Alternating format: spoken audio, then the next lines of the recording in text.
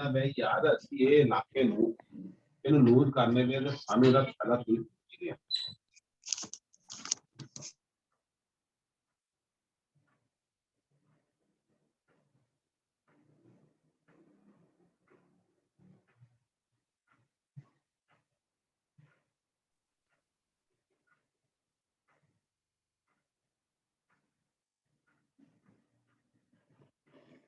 Assalamu alaikum class. Kindly mark your attendances in the chat option.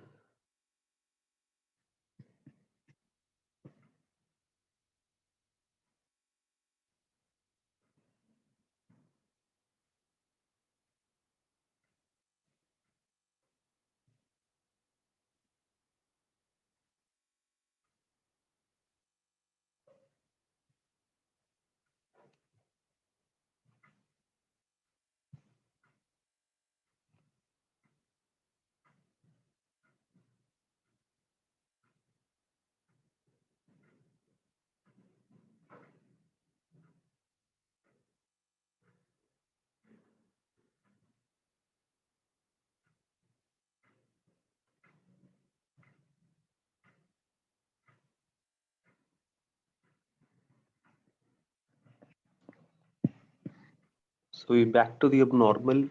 That is, we'll be shifting to online classes for the last 3 to 4 weeks.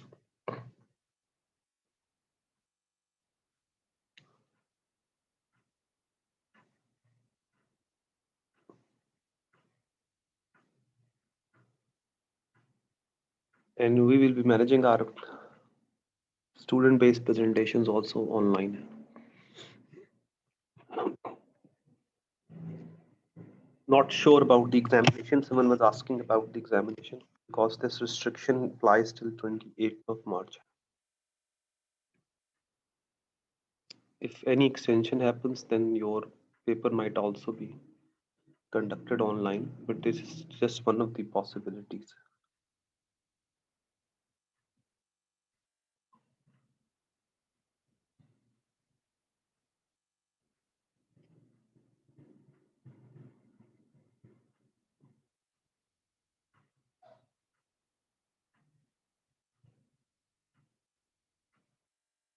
I have been receiving your groups, and I would suggest everyone to keep your topics as simple as possible and pick and choose at least one organization that suits your topic.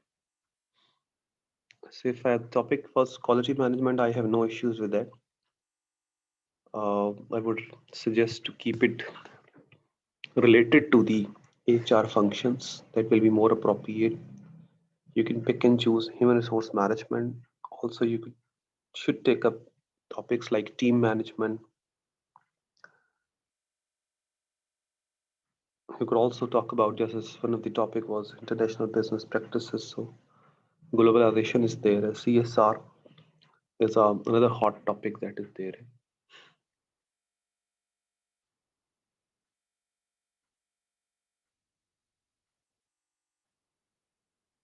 Just finalize your topics in groups and start compiling your presentations based on that. We will try to manage it in a day or two where everyone shares their link and share that in the group, WhatsApp group, so that others could be able to join that. From now onwards, we are into the major part of this book. That is, we be exploring and explaining the management functions. Starting today with the planning and strategic planning, and then, inshallah, in the upcoming weeks, we will be discussing the organizing part. We'll be looking at organizational structure and design. And if time allows, then we will also be touching minorly about human resource management. Otherwise, any useful group could also be talking about human resource management as a topic.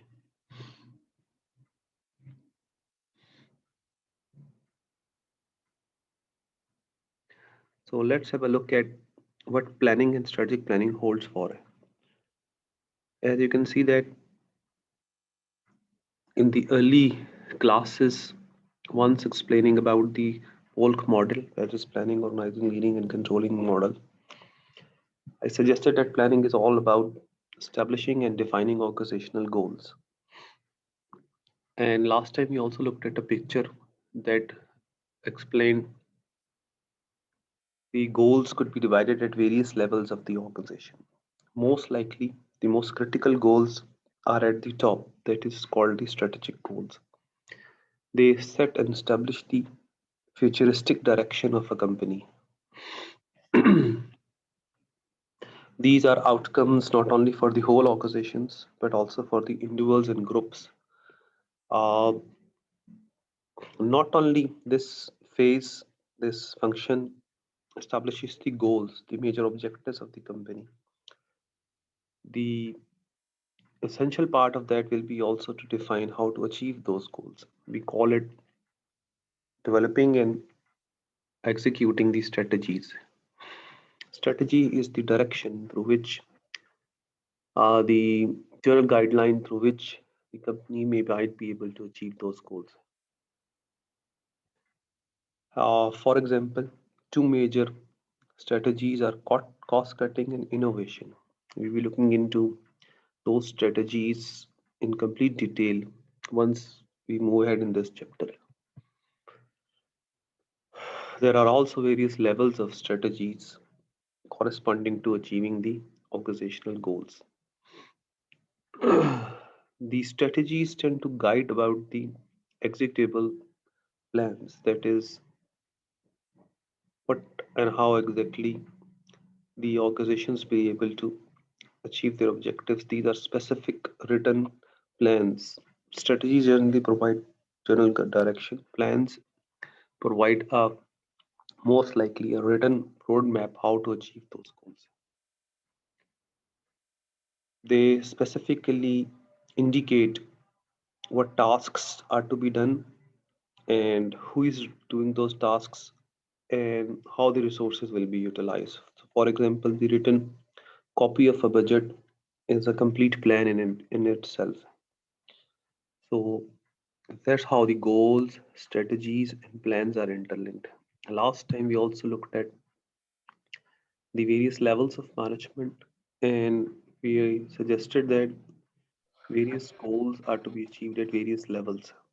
So the strategic goals are to be achieved at the highest level of the company, which is the top management. In fact, they are the one who exactly formulating those. Most traditionally, these goals are formulated at the top, whereas the middle management are exactly carrying out the activity to develop not only the tactical goals but also to develop tactical plans. These are mid-level plans. Most likely, they represent how the various departments of an organization will be achieving organizational goals. So they set and establish goals for their own departments, for their own sections, for their divisions. Whereas the operational level managers will be developing the operational plans. These are very specific, day to day, regular activity based objectives, goals, established most probably at the basic level operations like production and sales and basic financial activity. So that's how the various objectives and goals are established. Most likely, the emphasis in the book, in the management writing, is on how the top executives make the plans.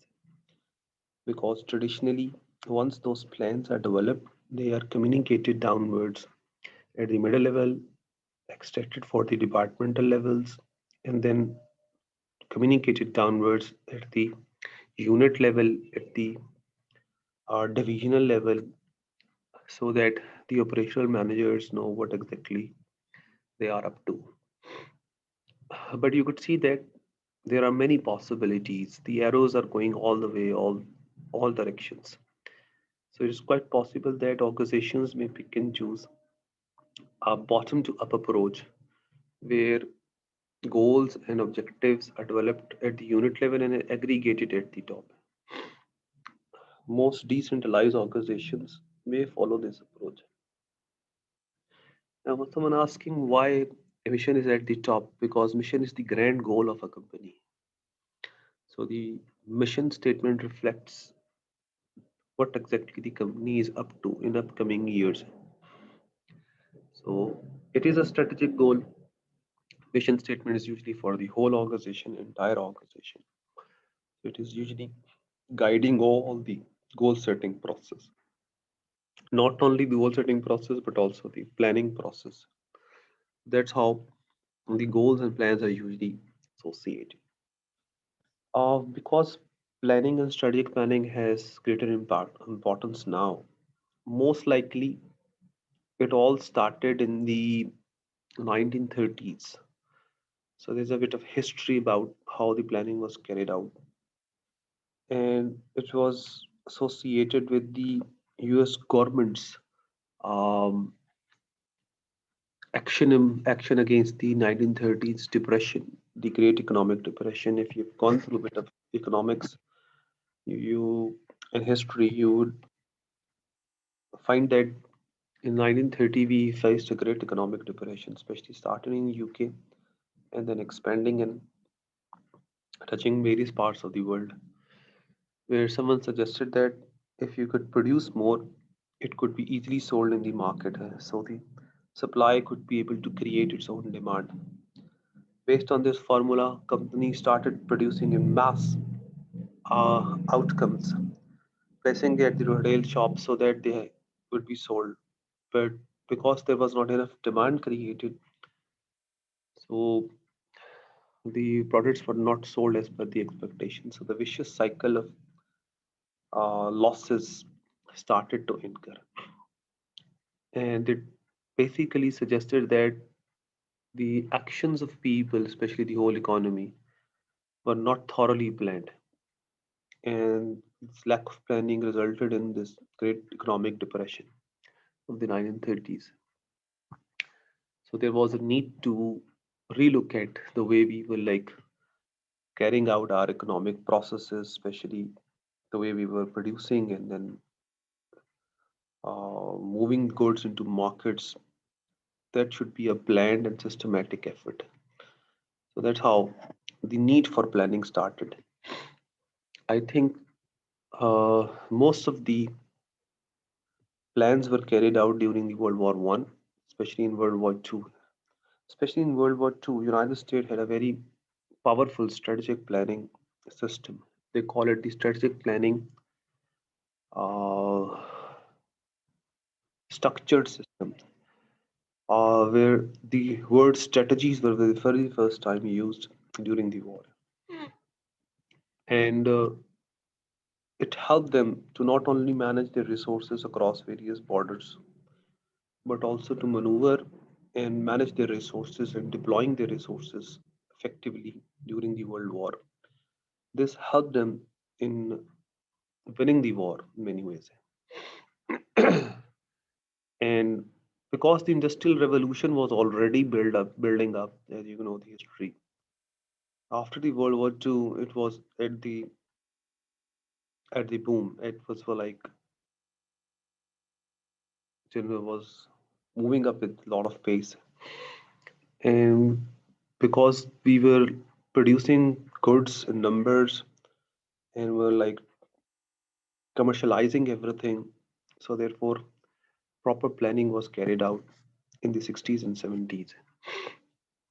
I think the 60s and 70s especially are the major era in which the planning became an important phenomenon, not only because the systematic approach was adopted for strategic planning, but also because the tools were emerging that could help and facilitate managers, especially use of statistics and mathematical models was brought into this. So as you can see that in Pakistan also had a great success as a country, economic success especially, for 5 years plans from the late 50s, 60s until the war was inflicted upon us. So the planning, programming, budgeting system, the PPBS, initiated by United States, was also inspiring any other countries like Pakistan, and the governments uh, developed long-term objectives, 5 years objectives, and tried to achieve that through proper planning. Now, the planning has been an essential part of all organizations. Now, it's not the hallmark of the governments only. So, all organizations, non-profit, profit organizations, they have proper plans and they establish it to manage their overall organization objectives. There are questions that many organizations don't have those systematic plans, but still are managing their work. So why and why not? Organization should be moving towards planning. In many ways, it is proven through research as well, through surveys as well, and through company examples. People to find that once organizations have systematic plans, it generally provide direction not only to people at top but to the entire organization. And as we seen in the environmental chapter, that the biggest problem organization face due to the dynamic environment is the concept of uncertainty. And once this direction is available, organizational members are very sure where to move, what to do. Otherwise, the uncertainty is something that usually hurts many organizations and they have no idea how to manage their things. So, in many ways, proper plans tend to help organization out not only by providing direction but also to reduce uncertainty. They are very much sure about what they are doing. Of course, it is important to acknowledge that you cannot eliminate uncertainty. Uncertainty is always there. The idea is to reduce and to minimize it. So, if you have very sophisticated plans, still you might have an issue about uncertain scenarios. But you're shifting the degree of uncertainty from the highest to the lowest. So it definitely helps you out in many ways.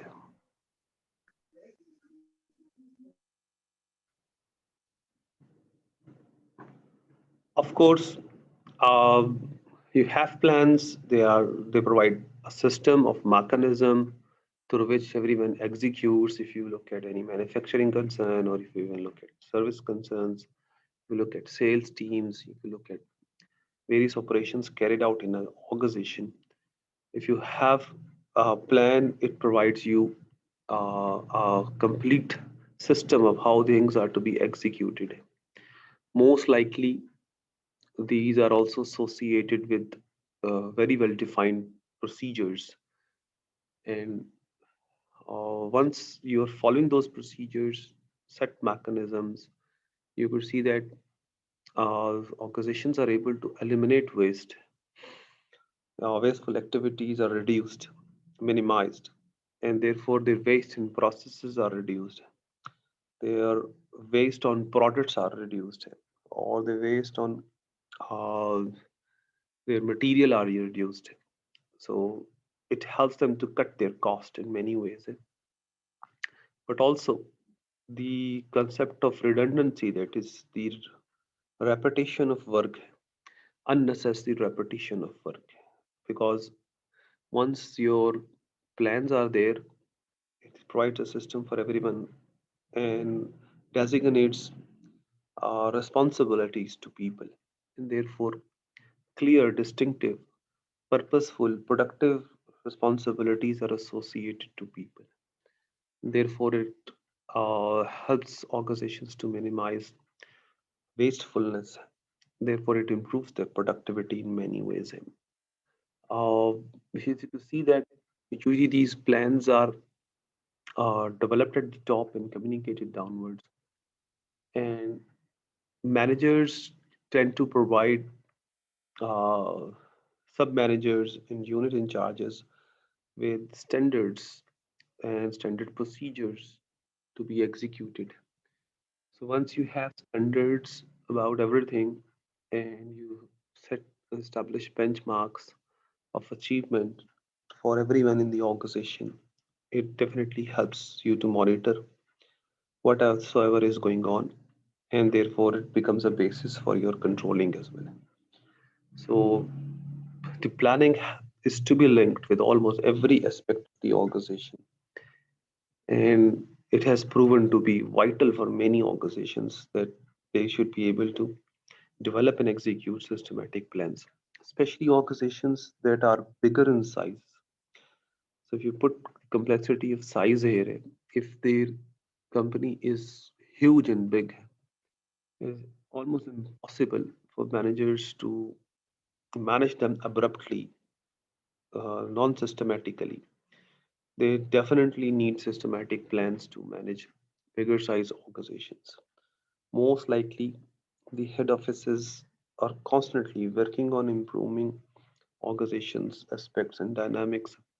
And therefore, planning provides them the right tool through which they be able to manage and control larger and bigger setups.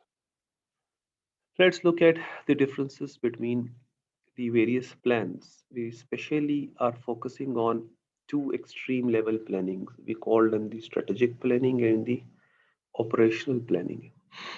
So, on four major criteria, the comparison is to be carried out. If the question comes in the paper, for example, how compare strategic planning with operational planning, so this model could be utilized to explain that. Most likely, the tactical plans are equally important, but idea is the strategic and operational plans provide a good comparison, extreme comparison, through which we be able to evaluate the overall planning process. So we comparing strategic planning, which is done usually at the top, and the operational plans, which are usually executed at the unit level or the operational level. And you could see that this is one of the major difference between the two as well.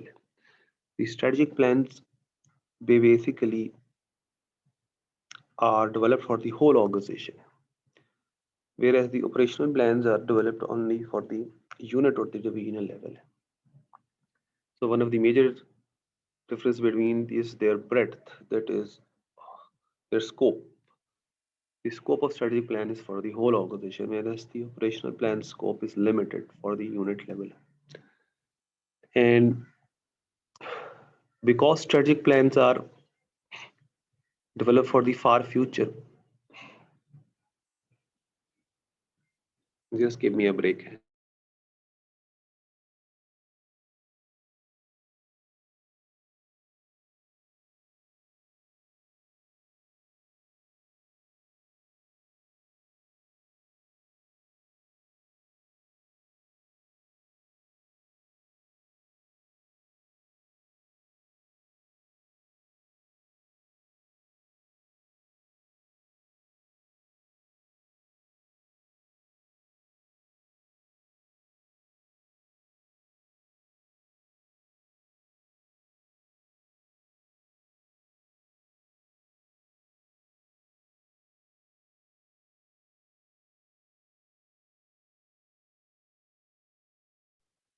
Sorry for a minor interruption.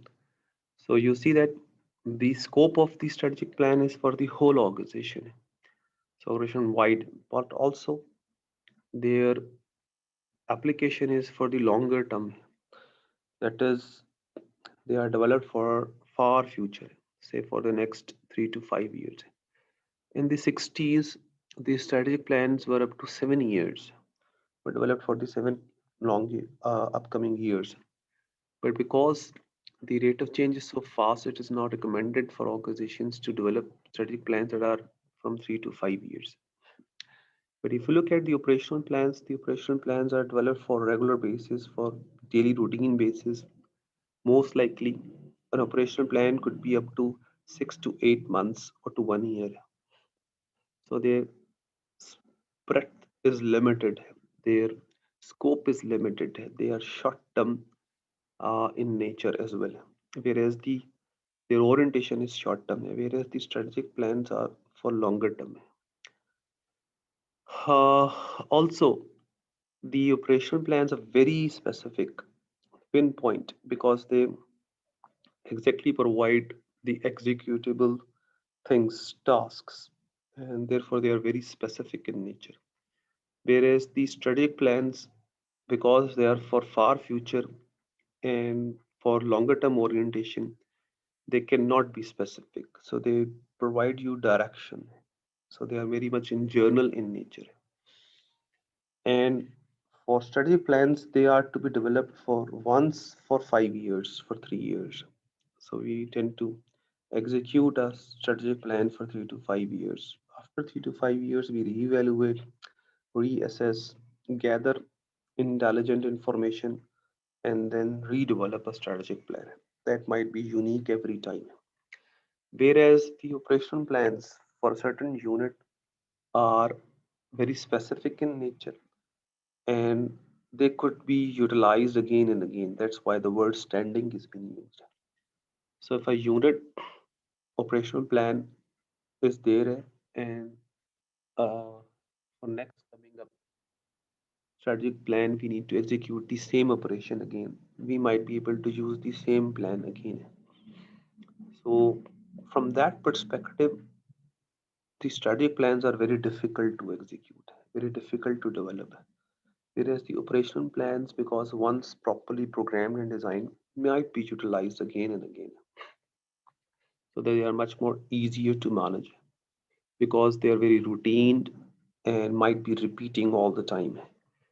So if operation is to be repeated because it's part of the overall company's planning, the same plan might be executed again and again. Whereas strategic plans are very difficult because a new market situation may require you to think in a very different way, to be very specific, to be uh, very clear about it. Organization may shift from cost leadership to innovation, which is a very major shift, and therefore they might not be using the same strategic plan again. So strategic planning seems to be tougher, complex, and difficult at the top. Many organizations tend to fail because their top executives are not able to develop effective strategic plans. And it is a synonym to how the companies might be generating competitive advantage over others. That's why you could see that companies tend to lose market share. Also, the companies uh, lost their key position, pivotal position in the industry. And there were interesting slideshows nowadays. Usually, you could find them at the social media as well, where a comparison of timeline leaders at the top in various industries are highlighted. So if you could like telecommunication industry, you could find that many organizations were at top in the 50s and 60s. They lost their market share. If you could see that Nokia was at the top in telecommunication for many years. And then you could see that many organizations like Apple and Samsung and other companies took over the market share. Same the case with automobile industry, same the case with many industries. You could see that the it is very difficult to maintain your competitive advantage at top, and that's why the reason simply is the strategic planning process is difficult to execute. It's something that is uh, a long and tiring process because they be like formulating the futuristic direction of the company, whereas the operational plans are relatively very easy to manage and execute. From that perspective, to go in further detail about operational level planning is not the approach in the book. The book has basically focused on the top executives planning, and that is the strategic management process. They believe that it has the greatest importance. So it is important to see how top executives are involved in organizational planning because this is the synonym to any company's competitive advantage. So we're looking at the ways through which companies be able to achieve competitive advantage. These are set of managerial decisions and actions, as you can see, that are associated with the longer term performance of the company, which is synonym to a competitive advantage. Sorry, I've just pressed the end button. We also be running out of time in this session. There is perhaps new restrictions available to the Zoom sessions, but definitely we will be connecting back from the same link, inshallah, so that you'll be able to look at further things into the topic. Uh, Most critical planning, as we call them, the strategic management. We also call them the strategic planning. We call it the strategic management. We also call it the strategic management process model because there are many further names into this. We also call the managerial policy. These are some of the synonyms of this whole process. As you can see that in many courses, the titles tend to vary, but a lot of research has been carried out and has found that strategic management seems to be very critical, very important, as I suggested, because it provides the complete direction to the company in the far future. Um, it has to be one of the most pivotal, the most important activity carried out by top executives because they'll be using their conceptual skills and conceiving the far future of the company. Especially for larger setups, it is important that they establish their goals for future in terms of growth because they like competing with many other organizations and trying to maximize their market share. Strategic management is the process through which the companies definitely achieve that uh, longer term performance. Let's look at this process model. I had a lot of handwritten material on this as well, handwritten drawings as well. I will try to share with that with you people as well, especially on the types of strategies that are there. If you could look at this, the yellow and the pink options that are identifying the organization's current mission, goals, and strategies, and the SWOT analysis, that's strength, weaknesses, opportunities, and threats, which comprise of two analysis, the external analysis and the internal analysis, or the internal analysis and the external analysis. These three blocks basically are part of the first phase of the strategic management process model, which is the strategic analysis part. So organizations will continuously evaluate their internal as well as external environment and be looking at their past mission objectives to formulate and establish their futuristic goals and objectives, futuristic mission statements and objectives. So you see, it is iterative process, and you're moving around various blocks to identify what the current situation holds for, and we'll be able to establish and forecast and foresee futuristic goals. Once we be able to establish our goals through the strategic analysis part of the process model, we will then be formulating strategies. At times, in many models, the word formulation is not written. In fact, the word choosing these strategies is written. So strategic choice or strategic formulation, this is the second stage. Why we choosing among these strategies and not formulating? Because as we will see that many of the strategies are very well established, especially at the corporate level, but also at the SPU level. The strategies are to be picked and chosen among the various options that are there. So we're not rather formulating, rather picking and choosing these strategies. So once we are choosing among these strategies, we will be then implementing these strategies. This will be the phase through which we will be allocating resources for these strategies, and we will be assigning tasks and responsibilities and establishing all standards and mechanisms to ensure that we have a proper execution. We be establishing responsibilities, authority, reporting structure here. Once it is implemented, it is not necessarily that the process is completed. Rather, at times we will see that we will not be able to generate expected results, and therefore it is important to evaluate the outcomes of the process. If the outcome is appropriate, we have developed and established a mechanism for our futuristic execution. But in many cases, it is common that organizations may not be able to achieve their expected results. So the evaluation results will provide a feedback, and the organization may need to go back and execute the previous steps. So they may like go back and redo the strategic analysis, or they might pick and choose another alternative strategy, or they might re-establish routines for implementing these strategies. So this strategic management process model is a cyclic model, iterative model. That's why it is a process model.